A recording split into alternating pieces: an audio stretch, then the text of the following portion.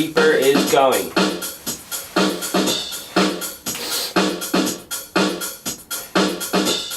Oh god. Instagram Live is going live. Okay. We're looking good. And finally, are we looking good for Instagram? I think we are.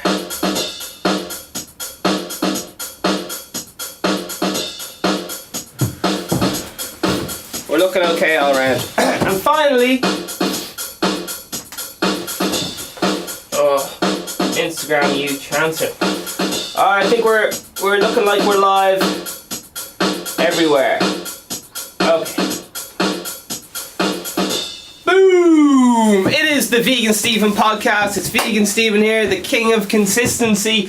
Vegan Steven is the parody of a podcast. Vegan Steven is a fictional character. All guests are allegedly fictional characters. All fucking characters and events in the show, even those based on real people, are entirely fictional. Celebrity voices are impersonated poorly. The following program contains coarse language and due to its content should not be viewed by anyone.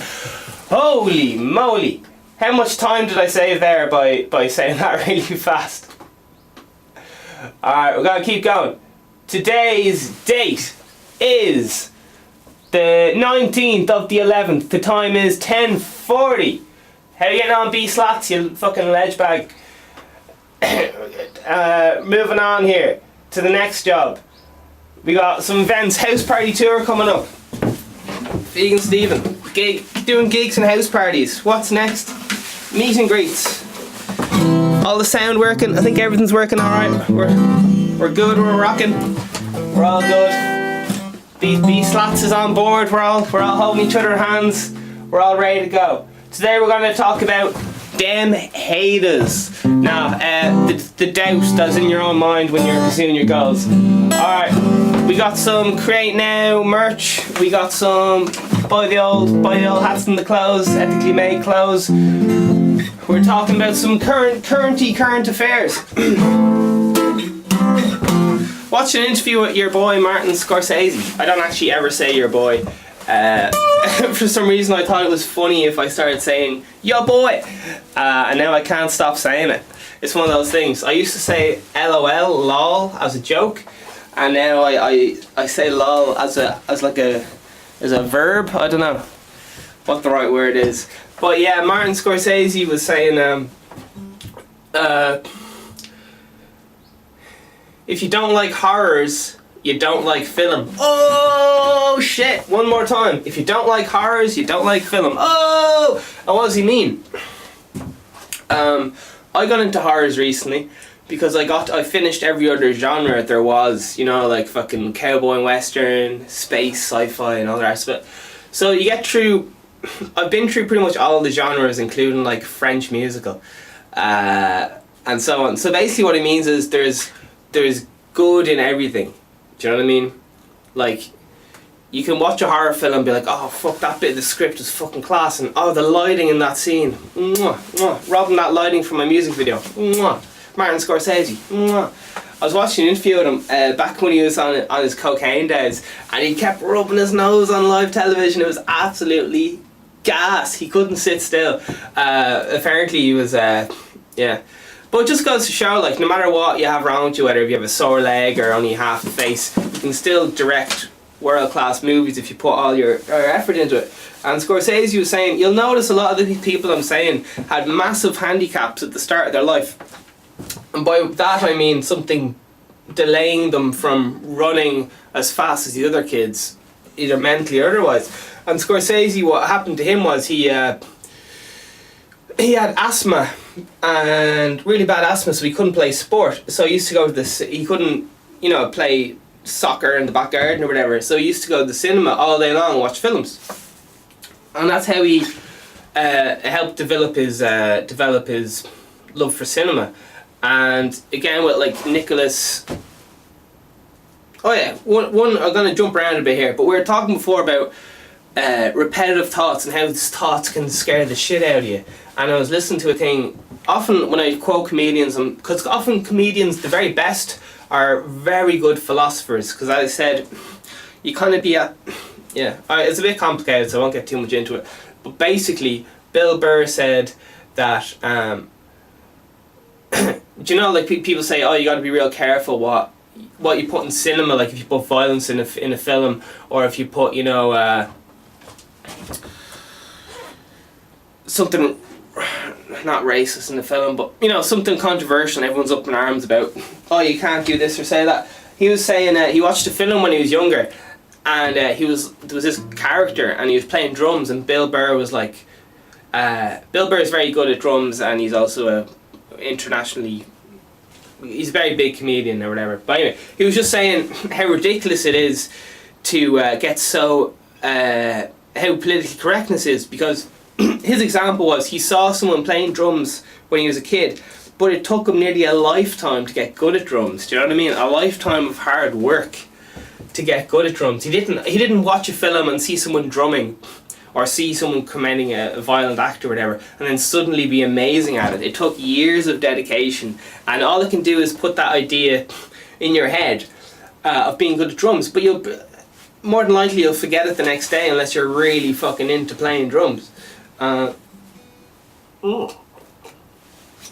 there's always like a certain percentage of the population who are going to do whatever, so like 1% of the population's in jail or whatever. World's population. I'm just making up facts, but there's always a certain percentage which are incarcerated or whatever.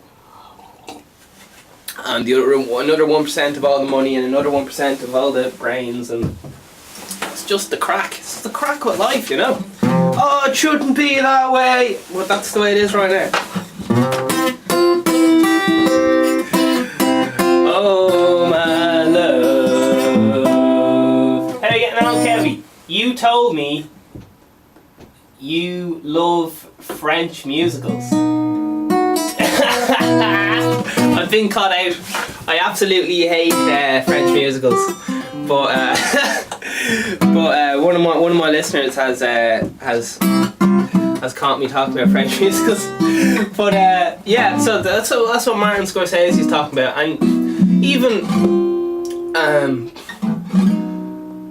on intellectually levels, even in intellectual level, if you're watching someone who's like a triple doctorate in fucking farting gas, you're just gonna be amazed, like, oh my god, he left his father's deathbed to like help develop farting gas. What an amazing person! And oh my god, his first wife was dying of cancer, and he said, listen, I can't help you because I have to go work on farting gas. Oh, he's so inspirational. Alright.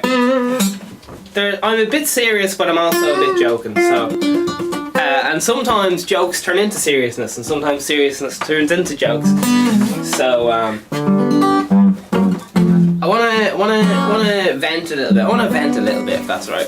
What annoys me about being a human is that as a human you always wait for someone else to tell you it's okay to do something. Now, what do I mean by that? The Olympics are constantly beating themselves every year, you know, like running 1/2 a second faster and so on.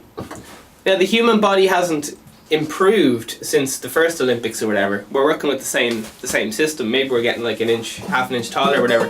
But it's the actual mindset of knowing that distance can be run in a certain amount of time and someone's else done it. It's that permission that gives people permission to, you know, like stay up for 6 weeks because, oh, fucking, who's a funny celebrity? Bruno Mars ran, you know, like this in 4 seconds, 10 miles in 4 seconds or whatever, so I can do it. And someone goes, oh, you can't do that, and they go, well, fucking Bruno Mars did it, I can do it. Do you know what I mean? So it annoys me in that way, as in, I was waiting for personally anyway, I've got to bring everything back to me. Personally, I could have started this podcast years ago, but I was waiting for someone to give me permission, and when I heard Tommy Tiernan was doing a podcast from his shed, it gave me permission to follow my dreams. So it's that actual act right there of waiting for permission which annoys me about human nature the most right now. That people are waiting for permission for someone else to have done it first before they'll act. And it's something inside me that drives me fucking nuts. And it goes into the kind of Will Smith philosophy of, you know, when you start racing, keep your head down and keep running. because at the start of the race, everyone's going to be ahead of you. Do you know what I mean? Because you're racing against the world's best. But then you look up and there's only like 4 people running with you, and then you look up again an hour later and there's only 1 person running with you. And because other people can't keep up. Do you know what I mean? Other people really get, if you have one clear direction, like a lot of people aren't even going in the same direction as you. They're just popping on for a minute to get their degree or something and they're fucking off.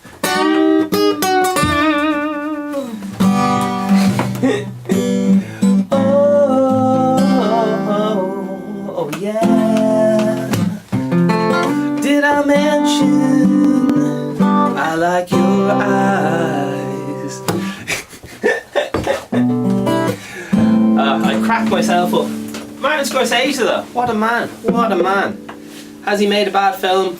Possibly. I'll tell you what, I was listening to Jack Nicholson interviews and my favourite quote from the whole thing was first of all, he always said, people like, oh, what kind of films do you make? And he says, I only make classics. I can't even do his voice. I only make classics. And people were saying like one of his first big breaks was Easy Rider. So I was like, fuck, I'll check that out. So I lashed it on for a bit last night while I was making some beats. And it was the most boring film I've ever watched in my life, so I just fucking turned it off. So yeah, I'll probably try and watch it again, but I was not in the mood for a load of lads driving around on motorbikes. So yeah. So there's this lad called Grant Cardone, alright? And he's one of those, you know, like millionaire gurus, one of those kind of, hey, what are you doing on your ass? You can make money now. You big, hey, get up off your bum there. I'm a multi-million, I'll make you money guru, okay? You can do it too. He's one of those guys who's like, come on, you can do it. A bit like Vegan Steven. I think Grant Cardone is ripping off Vegan Steven personally. But one of the best things, I've read a lot of his books. He's big into, you know, conveying ideas and getting people inspired in your ideas through communicating better.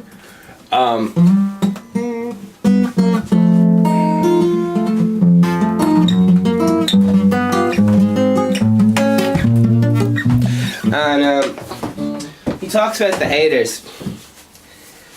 Fuck me, I really struggle with it, man. Because everybody in your life knows you as one thing. Like everyone in your family knows you as like a candle, and there's like only half a candle there, and you're a bit burnt out or whatever. And everyone goes, "Oh, is Vegan Steven alright? He's just a half burnt candle. Should we give him a hug, or we give him a this, or we give him that?"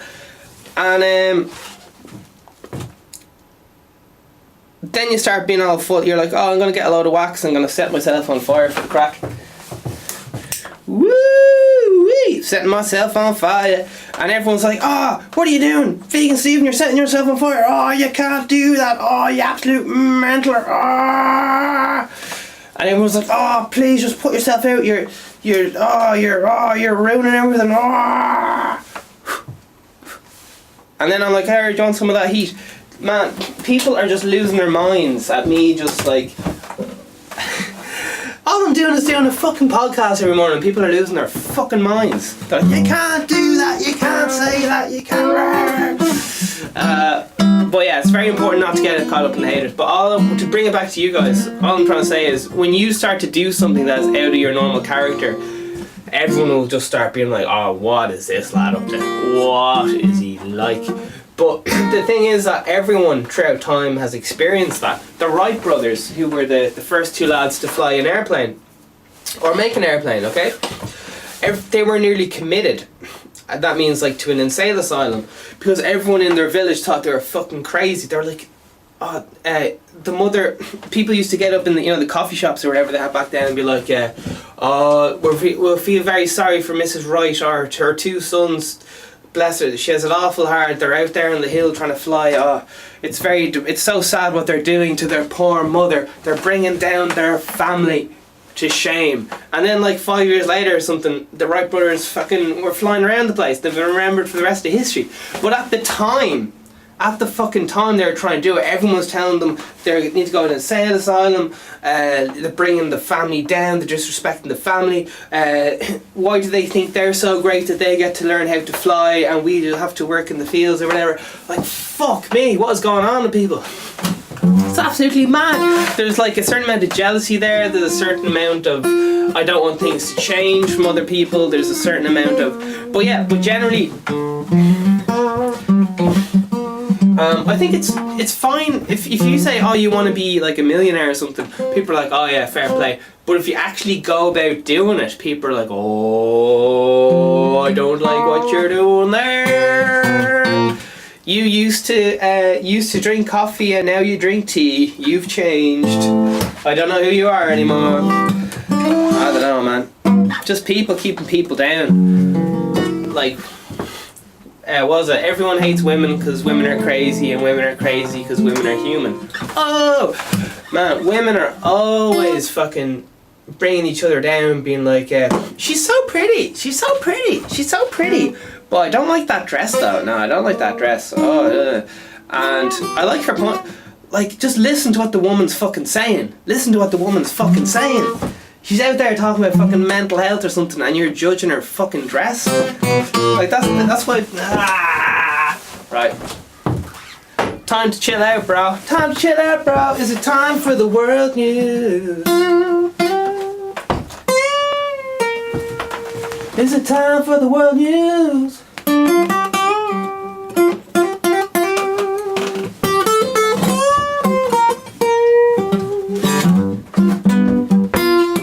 Yeah, fucking haters, man. And you'll notice fucking they used to be really annoyed about stuff like that, like, oh, you didn't give us €400, like, or something, and then like the next year they're fucking fuming because you didn't give them like 50 cents. They're like, oh, you fucking prick. I don't know, man. People just go fucking out of whack when you start following your dreams and being a different person. To people just fucking lose their minds. It's absolutely mental. It's absolutely mental. Because when it's one thing having your clear goal, do you know what I mean, and saying you gotta do something, but when you actually start following the goal, things have to be pushed out of the way. You have less time to see your friends and stuff because you're like, you gotta stay in and work. You got less time to, and other things start getting pushed out of the way, and maybe, like, you know, you didn't clean the toilet or something. I don't know.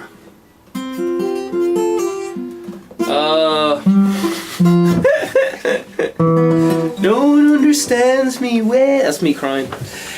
But yeah, jeez, Jack Nicholson, some boy. He says, people come up to him and go like, say that line, like, here's Johnny or whatever, and he goes, my fee is, oh, I can't do his voice. Anyway, he says, my fee is 100,000 per day. I don't do amateur theatrics. Boom! Man! What's up with all these celebrities not going anywhere? Like, just staying at home. Jack Nicholson lives up the... Oh, why can't I remember the best? Marlon Brando. Marlon Brando lives up the hill from Jack Nicholson. These are all, like, acting heavyweights, by the way, in case someone didn't know. Oh. Just think of Robert De Niro and his mates. Or half the cast of Godfather.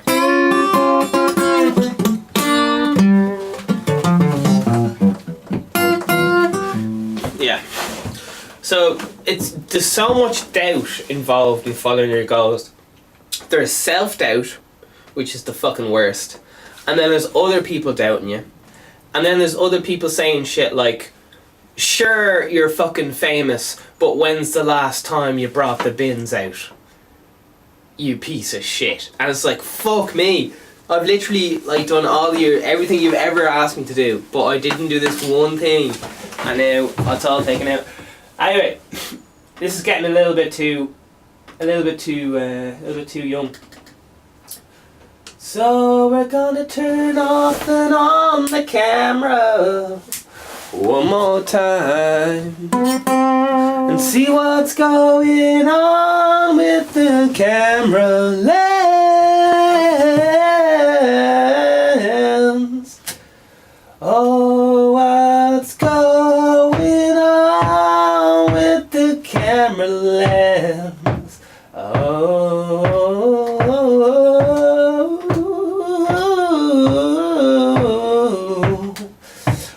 going on? Hey, what's going on?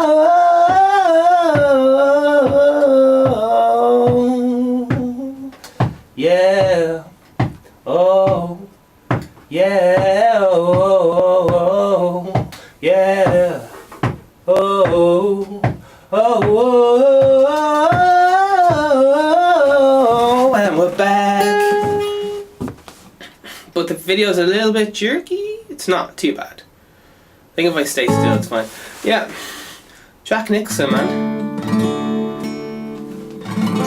Fuck, Martin Scorsese. It's mad how some people came up.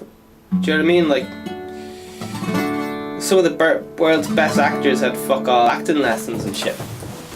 I can't. Was it fucking Tom Hanks or was it? Who's the other lad? You got Tom Hanks and you got Harrison Ford, and one of the boys was like I think it was Harrison Ford was like a carpenter or some shit, and then they were just like, oh, that lad will do for a scene, and they brought him in. Like, it's absolutely crazy, because other lads just spend their whole life trying to do certain things. But apparently, like, some of the big advice, like Al Pacino, Marlon Brando say about acting is we act all the time. We are always acting. I was like, fuck. You know, that's deep. Marlon Brando says, like, you're always acting. When you say hello to someone on the street with a big smile and you feel like shit, that's acting. It's like, you're always acting. That's what the greats say. And the greats know how to act real subtly, like, just with a little bit of an eye movement. And this guy, Marlon Brando,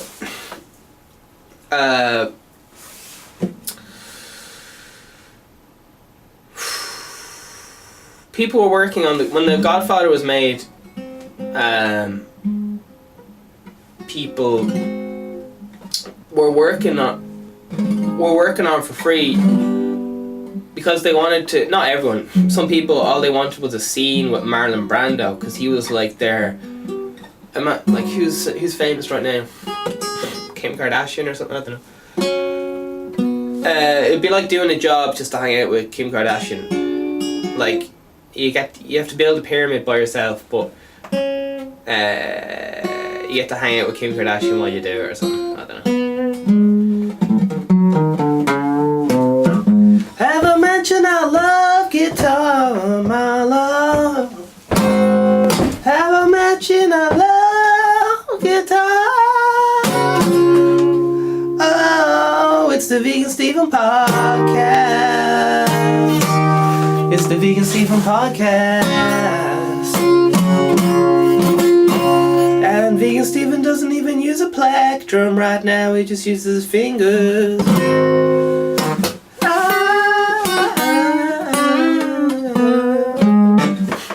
It's mad. I used to have to change my guitar strings, you know, like every few months. No, like every 3 weeks, because I used to break them all the time. But these strings are like old knackered strings off, like these strings are like kind of second and third hand strings. They've been on other guitars, and it just goes to show, like, I thought having new strings would make you sound really good, but it doesn't. It's just in your fingers. Like, these are really old shitty strings. They're not even all the same set, like, you know what I mean? And it's literally, I thought, for like nearly the first half of my whole life, I thought if I had good guitar strings and a good guitar, I'd sound good. And it's all bullshit. It's all about in your mind. It's absolutely fucking crazy. It just blows my mind how it's all about how you think about stuff and putting in practice, and the only way through is through. The only way out is through. Damn! Yeah, man. Life.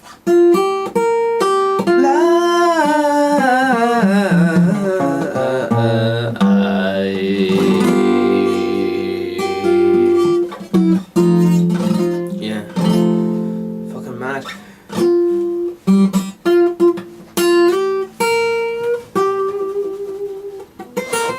Yeah, self-doubt, man. Someone you can let someone go, like, I'm not sure if I should talk about this from my own experiences or use other famous people's experiences, or what way. I think it's best to use other famous people's experiences because I haven't proven myself yet, per se. Okay. Let's talk about, Guns N' Roses. They're a big band. People like them. It took them maybe a year, 3 years. I'm going to say 3 years for them to have their appetite. They had the Appetite for Destruction album, right? One of the most famous albums of all time. They recorded it. They said, grand, this is the best album of all time. Here you go. There you are. World, here's the best album ever. Alright, they made the best album ever. I don't know, maybe it's in the top 200 best albums ever. So they made it.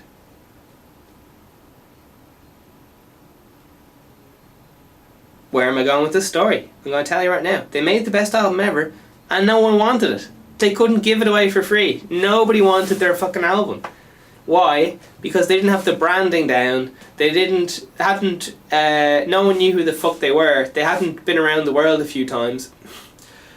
They hadn't made a name for themselves. They hadn't associated any ideas or philosophies or lifestyle with the album. Like, they hinted at it with the album. So in order for, as I talked about before, you only want to spend a third of your budget on making the product and 2/3 promoting the product. So they spent at least 2 years on the road touring one fucking album. Played every fucking shithole there is to fucking no one. Do you know what I mean? This is the fucking drive it takes. They must have been getting phone calls off like fucking aunties being like, how many people were at our show tonight? And they go, oh, no one was there. They refused to pay us, but they said they'd pay us in food. Or else, the old classic, they refused to pay us, but they said we could have like 4 free drinks. Being refused to... That's why I don't operate in the music industry, man, because people love refusing to pay you. I've paid so many gigs, and you're like, right, give us the €200 there. And they're like, what? We said we'd only give you €200 if you did this mental thing, like played for 2 hours straight. And you're like, yeah, I played for 2 hours straight. And they're like, well, you didn't play covers. And they're like, yeah, well, it's not a covers gig or whatever. Basically, they're gonna try and fuck you out of the money any way they can, because they know musicians are shy with money. So that's why I got enforcers. I got enforcers, and I do my own gigs. Business managers, booking agents. Up that price. Ring a ding ding ding ding. Hello, could you, Vegan Stephen, want him to play a show there? And instead of going, oh yeah, I'll do it, what time is it? You go, how much? Alright, well, fucking Vegan Stephen doesn't get out of bed for any less than 100 grand. Doesn't do amateur theatrics. Well, it's a charity gig, man.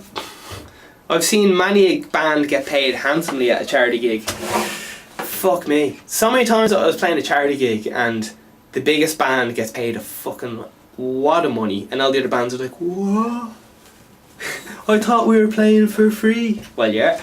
Oh man. The road to the top, man. The road to the top. Yeah. It's absolutely mad how, like you watch an episode of The Simpsons. 4 different people could watch an episode of The Simpsons in there. Different people's perspective on life is crazy. The Kiss, Red Hot Chili Peppers, and Kiss. Kiss are a big stadium rock band. They had Gene Simmons and so on. They used to wear high heels and black and white makeup, and man, some of their songs are so badly recorded. Oh fuck me. Anyway, back to the point. They wrote 4 biographies telling the exact same story. Their road, they became famous and Kiss and all that, and all the stories contradict each other completely. Like, they loosely have the same places there, but how people acted and all the rest of it were wildly different. Why? Because they had 4 different perspectives on the same reality. Now, Is that a once-off scenario? Maybe, but here's another example. Red Hot Chili Peppers. Red Hot Chili Peppers have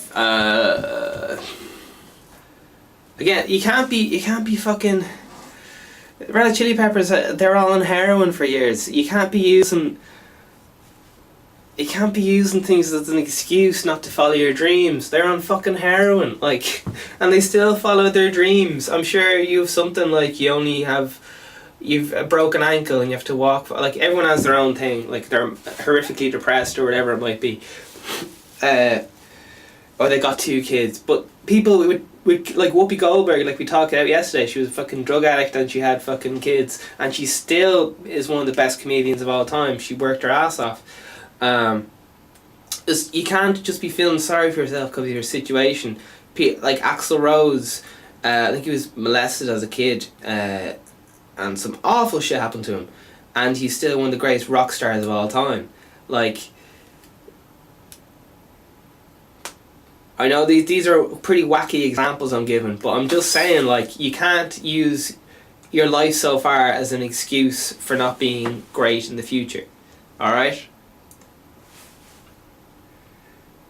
Like, I can't, like, oh Jesus. Yeah.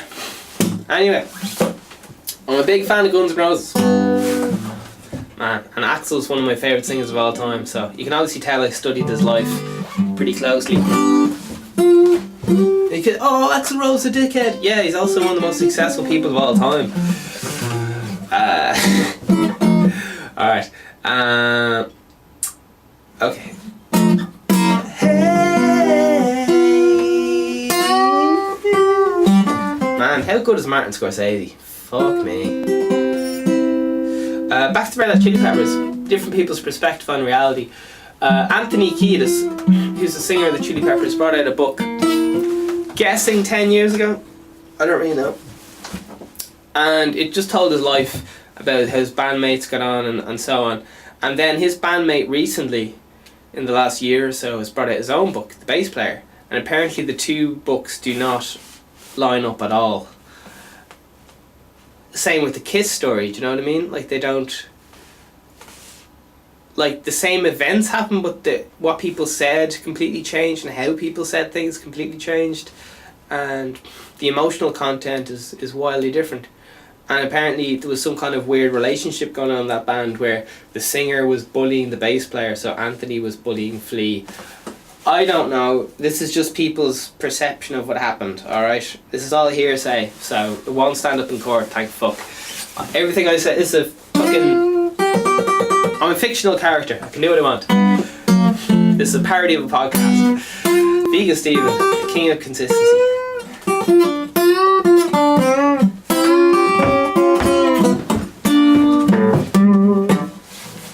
Alright. Yeah, persistence is what'll get you through, folks. Jack Nicholson was talking about, he's been in so many fucking awful films and how life is peaks and valleys. He says, like, he'll be in a world-class film and then the next one's an absolute tanker and no one wants to fucking hear of him again. They'll be in a class film again, then he's an absolute tanker. And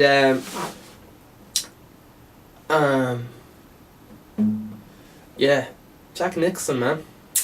His philosophy on money is you're only as worth as much as you can get paid for your next gig, which is kind of a not really the way I would think about it. He doesn't see him as a very business. He's very rich, very fucking rich, but he doesn't. He says he has a meeting with all his accountants and stuff every year. I don't know. He's a big earner, so he can get away with that. But that's a lot of trust to put in. But yeah, that's what he said. He says money is all based on trust as well. Do you know what I mean? He's got all these investments, and at the end of the day, if someone doesn't want to pay you, they're not going to pay you. Do you know what I mean? I think there's a thing with when you get a loan from the bank, it's like, if you owe the bank, like, I don't know, €100, it's your problem. If you owe the bank 10 million, it's the bank's problem. So, that's one way to fucking think about it. And as the richest man in the world says, well, $3 billion man. If bankers were good at money, they wouldn't be bankers. I didn't say it. Yeah. There's a lot of people in my life who really have some limiting mindsets, and they're getting very, very frustrated with me. And they're getting very frustrated with me during... I've had so many girlfriends who, thank fuck, are nowhere near me right now, because they fucking did my head in. Do you ever notice that when when you're in a relation, lads are always like women will be like, oh, he didn't clean up after himself, he didn't respect my mother, listen off big load of things, where lads are like, she just did me fucking head in, like.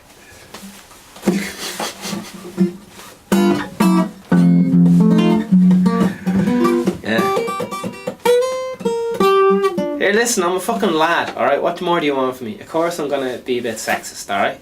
Fucking, what more do you expect from me? I have a penis. I have urges.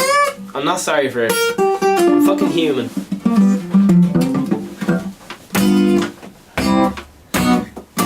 I'm not a fucking piano, I'm a human. I'm not a fucking... Anyway, you get the point. I am human, I have urges, I have to eat, I have to breathe, etc. I have some thoughts. Deal with it.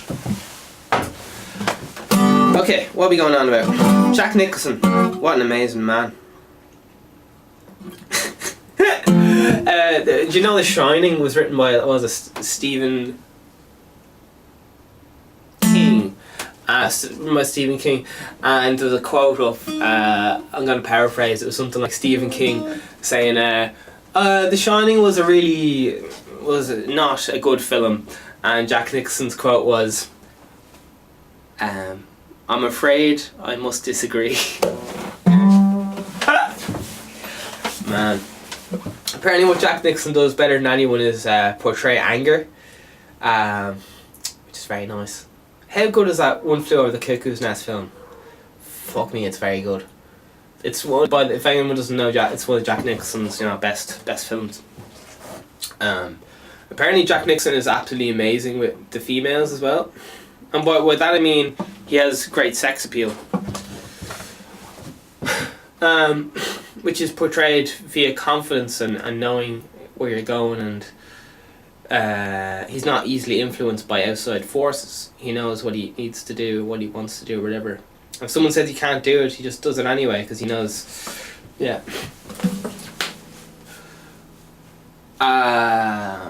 Okay. Why are people so? Why do people want you to stop doing what you're doing and following your goals and so on? Okay. Because it is not safe. Alright? The reason humans have survived so long, and we like caves and so on, is to be safe. There's so much... Safety is a very big important thing in human, DNA and thought patterns, and something is safety. Because you have to survive, you have to have babies if you want the human race to go on, and even if you don't want to have babies on a subconscious level, you do, so fucking deal with it. I don't like babies. Well, you're just passing on the same caring nature onto a fucking dog instead of a baby, and you're saying you don't like kids. Well, yeah, kids require a lot of time and investment and long-term investment, whereas dogs and cats are instant gratification. Okay, can I get rid of all that I just said? That was very... Man, I'm going to get so many angry comments about what I just said, so... I take it back. I'm sorry. Vegan Stephen, why are you always giving out about vegans? Because they hate themselves. They can't agree on fucking anything. I'm trying to bring people together here. Okay. Positivity. So doubt, yeah. When you're doing something wild like having a podcast every day, you're gambling, okay? You're gambling. Now, to other people, that can seem like you're going into a casino and just going, oh, put it all on red, and a 50-50 chance you'll either win or lose. Which is not a good decision, because how do you double your money again? You have to go back in and take the same risk. That's bullshit. That's why gambling is a load of bullshit. Calculated risk is good, gambling bad. So, when you take a calculated risk, such as doing a podcast every day, there's a certain amount of risk involved, but if you've done your research, like podcasting might seem a bit random, but the podcast industry is more or less at its peak now. It's going to start dropping off in the next while or whatever, but it's peaking right now. It's like buying Apple when it's before. There's good money to be made if you know what you're doing, and so on. But basically, it's other people see it as gambling. Like, what are you doing? This is so risky, and so on. And in less than 5 years, the big thing is going to be something else, like TikTok videos. I'm already leaving Instagram and going on to TikTok, man, because that's where the fucking future is. Like, all right. And to other people that seems crazy. What are you doing going over to TikTok? But it would be crazy for me to invest all my time on Facebook. Do you know what I mean? Facebook's been dead for a long time. It's a different generation on TikTok. It's a different generation on Facebook and all the things. So what I'm saying is, calculated risks seem crazy to an outsider. The richest man in the world, one of the richest men in the world, Warren Buffett, when he takes a risk, such as on the stock market, he bets like everything he's ever earned on white paint. Okay, everyone's going like, "Oh, you fucking crazy man! You absolutely," because it seems completely random to everyone. But he has been to the paint factory. He's interviewed everyone in the paint factory. Found out these people have been making paint for the last 20 years. They found out they can make 20 gallons of paint for 4 cents. And they can have it delivered for 5 cents. The profit margins are through the roof and all this stuff. And people are saying, oh, there's no money in white paint. Well, there's fucking global warming's coming and people have to fucking paint their house white now like they do in Spain. I'm just making shit up. So everyone has to paint their house white. So white paint sales are going to be booming. And he's like, right, all in, everything on white paint, let's go. And people are like, fuck, you can't go all in on white paint, man. But he has essays and interviews of things that say white paint is the future. White paint cannot fail. Do you know what I mean? It's not just some idea he had. He's put in countless amount of research. He's had a whole team investigating this risk. It's not like him walking into a casino and just going, I'll put it all on red or whatever, and it's a 50-50 chance. That's actually, it's only like a 47, because the house is like a 3%. If it goes on zero, it's like a 3% chance. Basically, if you go black or white, it's not 50-50, it's like 48 point something chance you'll win. It's not even 50-50 because of the zero. In some casinos, they have 2 zeros. Anyway, so yeah, it seems it's a highly calculated risk, okay? And the thing is, 3 years later, everyone's gonna go, oh fuck, do you see what that lad Warren Buffett's doing? He's spending all his money on white paint. And he made billions, man. Why didn't I think of that? Because you were fucking too scared. You were fucking doubting him. And then everyone's putting in money in white paint. It was too late. There's only cents to be made. Meanwhile, Warren Buffett has made billions because he went in early. He did his own research. It was a calculated risk. Me doing a podcast and so on is a calculated risk. I've figured out where the pockets are, where there's where I can slip into the cracks. And penetrate the culture.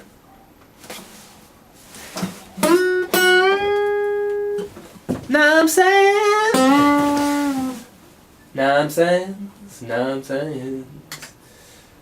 Alright, baby. Is it time for a bit of news?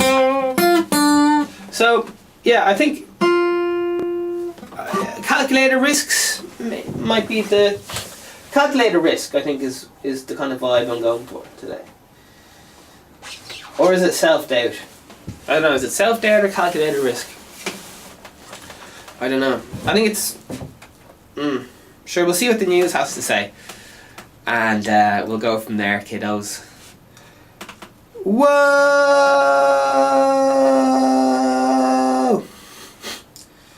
It's Russia today. Okay. Here we go. Russian web trolls boo bidden. Often boost garbaged report files. That's NBC News. To be honest, I didn't understand any of that. 6 hours ago. I read a lot of this news yesterday, so I'm just going to try and find the new ones. This is 18 hours ago. Russians donate 1 million in less than 24 hours in a bid to save Venice as the city recovers from third wave in a week. Yeah. By the way, some people will donate 1 million because it's a lot cheaper than saving for the advertising they'll get from the free news, right? They'll donate 1 million.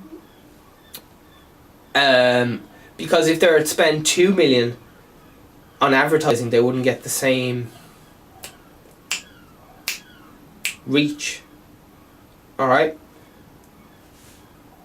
That's very skeptical of me, I know, but I'm just saying publicity stunts, that's how they work. Okay. 3 hours ago, Russia to dominate world's platinum and petroleum production with new Arctic project. 20 hours ago, Russia offers Ukraine deal to extend gas transit contract for 1 year. Alright? I don't know anything about any of this shite.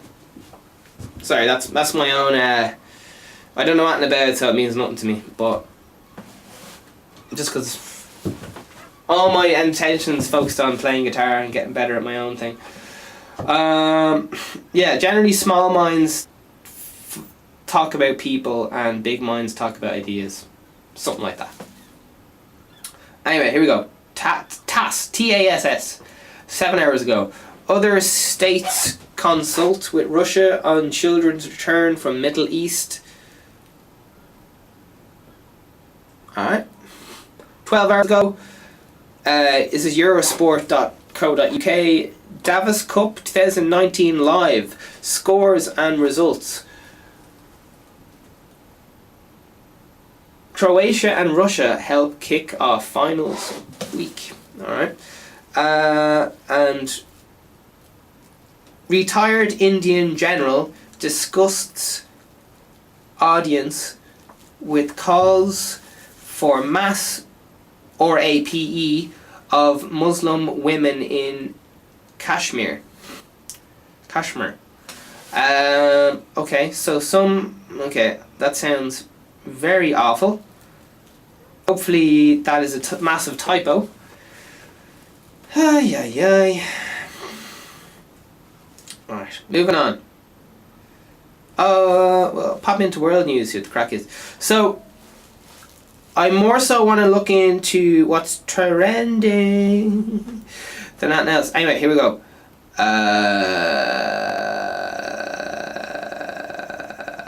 Sorry, I'm getting distracted. World news? World news.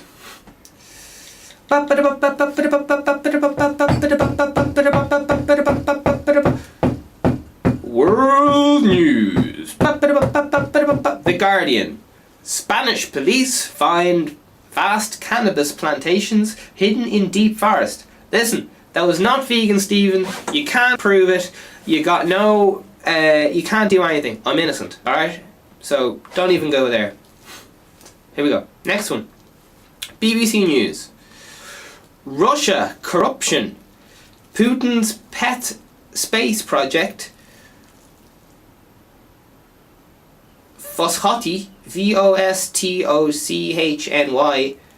trained by massive theft. Okay, don't know what that's about. But again, this is like seeing different perspective on the news. Do you know, like what I was talking about, the 4 members of KISS having different perspective on the news. You know, they all kind of stuff they don't want you to know and something. And what's going on with this jobby? Okay. We're just going big on this boy for now. Alright, gonna keep going. China's records third case of plague this month. Says that's Sky News. There's a plague going on in China. French bridge collapse kills 15-year-old. Alright. Bulgaria crisis. Food and fuel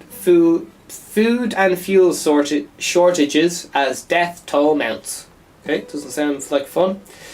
The Guardian. Leaked cables reveal scale of Iran's influence in Iraq. Oh my jeepers. Okay. So that's what's going on in the world. Irish news. This is Irish news. Irish news. Okay, Irish news. Here we go. Status yellow. Weather warning issued for 22 countries as temperature plummet to -4°C, which possibly means centigrade. As independent.ie, the Wexford people are at it again. I kicked him hard in the ribs. Katie, 17, awarded bravery after a karate kick on an attacker. Pachow! Apparently, if you're in a street fight, only use your hands. Because someone grabs your foot, you're fucked. They have complete control over your balance and so on. And ladies, you generally want to grab your keys and go for the face. Alright? That's always a good trick. And ladies, if you're getting attacked and you have a knife, stab and twist and come out. Don't stab, because if you want to kill someone, you have to stab them like 80 times. Whereas if you want just someone to fuck off, you gotta stab and twist so the blood will be like, oh shit, the blood's coming out and shit. And they won't die or whatever, but just if you're in one of those disgusting rape situations, definitely get the keys out, go for the face. Alright, moving on. And scream fire. Independent.ie. Horror as body of man with gunshot wound found in burning car. Okay. Independent.ie, 14 hours ago. Shock and fear in the community. Body found in burning car in Dublin. Okay. Bedtime phone call. This is Irish news 2 hours ago. Bedtime phone use causing sleepless nights, research suggests. So it's talking about you look at your phone less. And is there anything else new? 15 hours ago, independent.ie, I have to grow up without my daddy. Dash. Daughter of man killed in crash says TDs call for 2-point permit is selfish. Alright, don't know what the fuck's that's on about. It's hard to tell what's actually happening from like half a sentence, so, and a bit of a picture. So, sure, we'll just keep going. Alright, 59 minutes ago. Now the Irish Times. Do you remember that thing I was talking about, the vegan galaxy? The same picture has been used by everyone. It's an advertising. It's an ad. Alright, it's an ad. Which is fine. But, I don't know. Okay. Moving on. Sorry, am I on vegan news here? I'm on vegan news. Okay, excuse me. 17 hours ago, this is Business Insider. Plant-based meat is not always vegan. Vegetarian, common misconception. They can use like egg microproteins or some shit, I don't know. Alright, here we go. Veterinary College apologizes after vegan outcry over to use of sheep in naked calendar. One more time. Veterinary College apologizes after vegan outcry over use of sheep in naked calendar.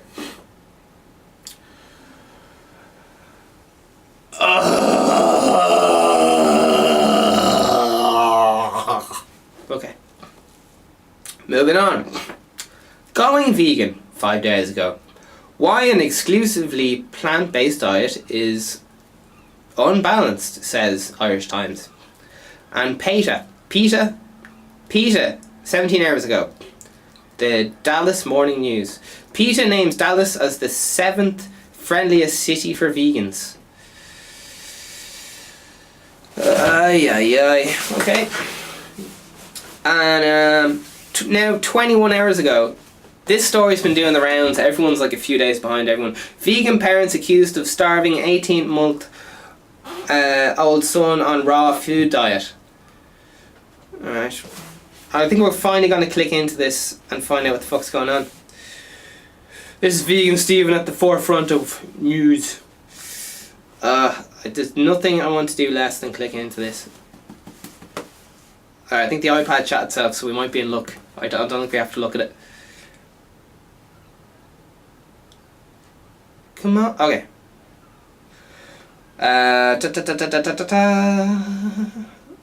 Okay. Vegans sue Burger King over condemned fake meat in Impossible Burger. Jesus. More on vegans. Jesus. Okay. Sorry. 2 vegan parents from Florida accused of starving. Alright, so they're feeding their baby a raw food diet or something. Baby was cold and not breathing. And I don't know. Their bail was set up. I'm just going to show this. If anyone wants to read it, you can fucking read it. I'm not really that arsed. Time is money. So, there's a lot of stuff going on there. And Burger King is adding Impossible Whoppers to its kids' meals. Oh, Jesus.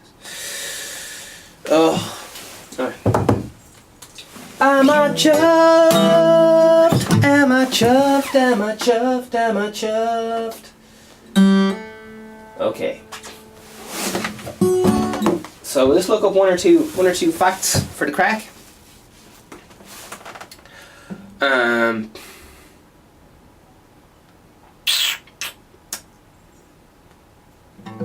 Yeah.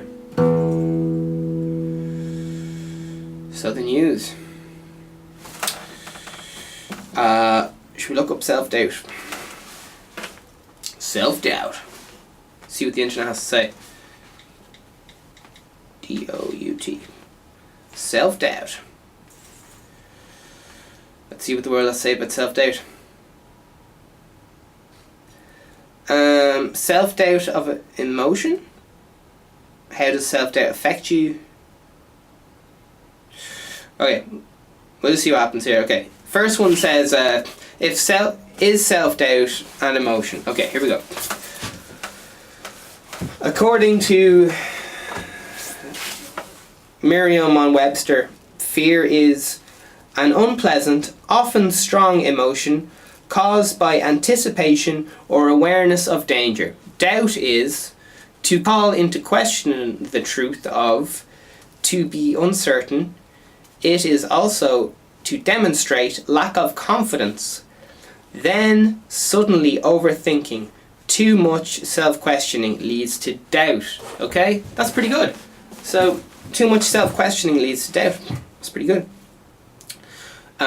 So, people, outsiders, they're called haters in some communities, can help provoke doubt. Okay, how does self-doubt affect you? Over time, self-doubt can lead to problems with anxiety and depression, which in turn can lead to serious psychological ailments like weight gain, high blood pressure, chronic fatigue, and increased mortality rates among those with heart disease. Alright. What does doubt feel like? Doubt and nervousness. Doubt and nervousness are both fears in the context of action. You will have to do something, but something may go wrong. Nervousness, on the other hand, involves uncertainty about an outcome and lack of control over a situation, which is not necessarily to feel doubt. Okay, should we go into what causes, how do I stop overthinking? That's kind of, okay. Alright. Here's 4-step process to stop overthinking. I'm just reading this straight off Google, okay? So, this could be fucking anything. The Pope could have written this. Raise your awareness throughout the day. Analyze. Always realize that too much thinking defeats the purpose. Number 2. When you raise awareness, immediately start observing your thoughts. This sounds like mindfulness. Number 3. Only limit your thinking to specific moments that you need to. Okay, 4. Enjoy life. Love life. Who wrote that fucking article? That was by medium.com. Alright. Okay, so it seems to be linked to anxiety of some description.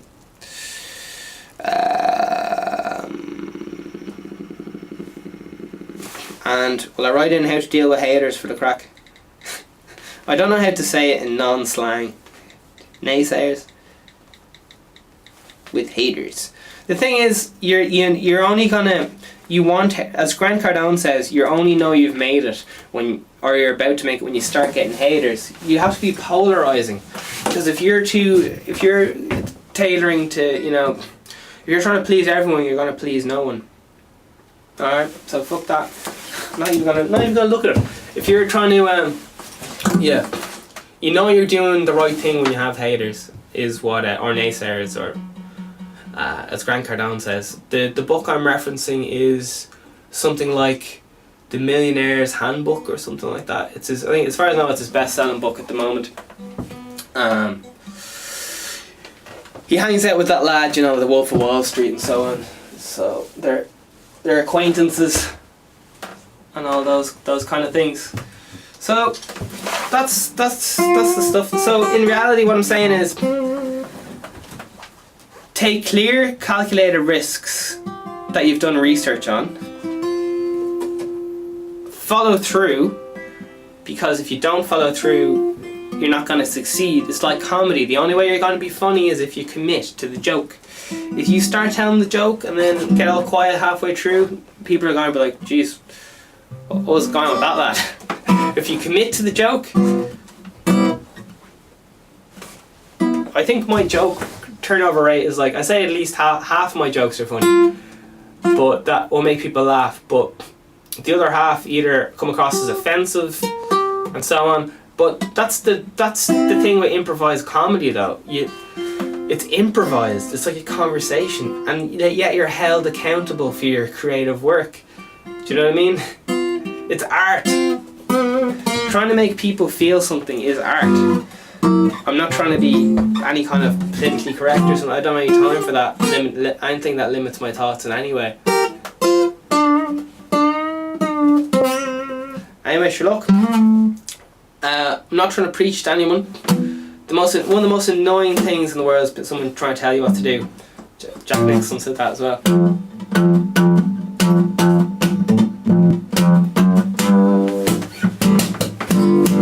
Alright, that's your lot. Get the fuck out. I'm sick of looking at you every fucking morning. On a serious note though, you gotta keep going, because yesterday about 8 o'clock I was like, fuck, I don't have another podcast in me. There's no way I'm going to be able to do another podcast. Like, I've nothing to talk about. There's nothing, like, I don't know what people want. I was crippled with self-doubt last night, and I woke up and did another podcast. No bother. No fucking bother.